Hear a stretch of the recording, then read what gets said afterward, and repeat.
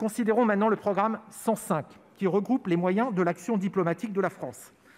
À la page 22 du projet annuel de performance, j'ai lu la liste des principales crises par zone géographique à traiter par votre ministère pour 2021. Et là, surprise, l'Amérique latine est totalement absente.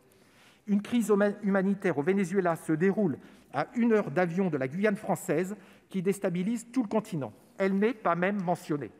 Hier, l'ambassadeur du Brésil m'a convié à une réunion avec 4 autres ambassadeurs du groupe de Lima.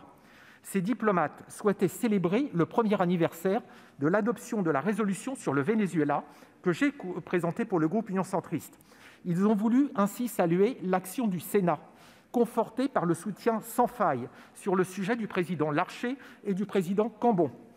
Comme un symbole, la semaine prochaine, Juan Guaidó, président par intérim du Venezuela, a choisi le Sénat français pour conclure sa série d'auditions avec les parlements étrangers avant la date fatidique du 6 décembre, vous le savez, monsieur le ministre, quand le dictateur Maduro tentera de se débarrasser de l'actuelle Assemblée législative, dernier rempart démocratique du pays.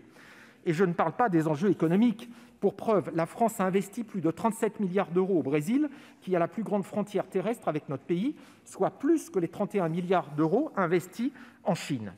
Pourquoi l'Amérique latine semble absente du radar du ministère, alors que la France est le seul pays européen à être physiquement présent sur ce continent et que tous nos voisins nous réclament? Je veux poursuivre sur votre objectif concernant la sécurité des Français de l'étranger ou de passage. Le 11 novembre à 8h30, un attentat s'est produit à Djeddah pendant la cérémonie en présence du consul général et de la conseillère des Français de l'étranger, Nadia Chaya.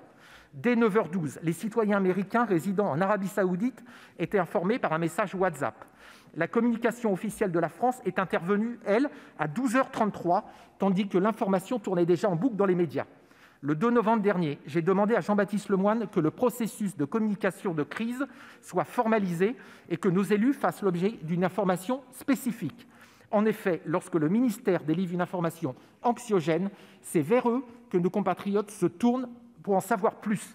Pouvez-vous prendre en compte mes inquiétudes sur la pertinence et l'efficacité de notre système d'alerte? Je tiens à finir sur une note positive.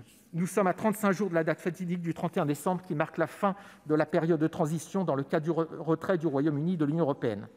Je souhaite témoigner des efforts déployés par votre ministère, tant au niveau diplomatique qu'au niveau consulaire, afin d'accompagner nos compatriotes qui, comme moi, résident outre-Manche. Monsieur le ministre, le groupe Union centriste votera bien évidemment la mission Action extérieure de l'État. Je vous remercie. Merci.